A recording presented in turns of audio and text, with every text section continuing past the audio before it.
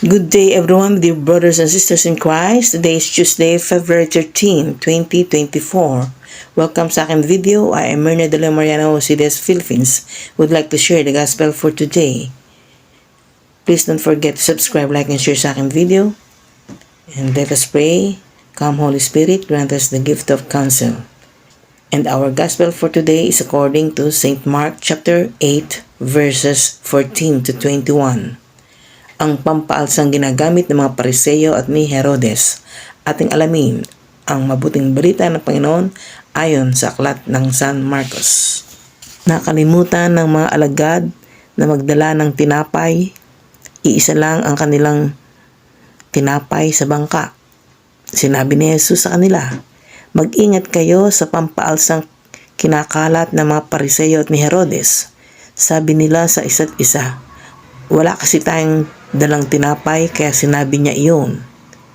Dahil alam ni Jesus ang kanilang pinag-uusapan, sinabi niya sa kanila, bakit ninyo pinag-uusapan kayo'y walang dalang tinapay? Hindi pa ba kayo nakakaintindi? Hindi pa ba ito abot ng inyong isip? Wala ba kayong mata? Bakit hindi kayo makakita? Wala ba kayong tainga? Bakit hindi kayo makarinig?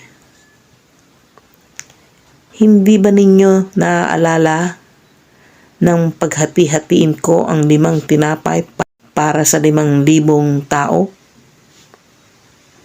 Ilang kaing ang napuno ninyo ng lumabis na pagkain?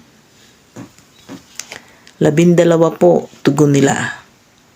At nang paghati-hatiin ko ang 7 tinapay para sa 4,000 tao, ilang kaing ang napuno ninyo? Tanong niya. 7 po. Muli nilang sagot. At hindi pa rin ba ninyo nauunawaan ito? Tanong niya.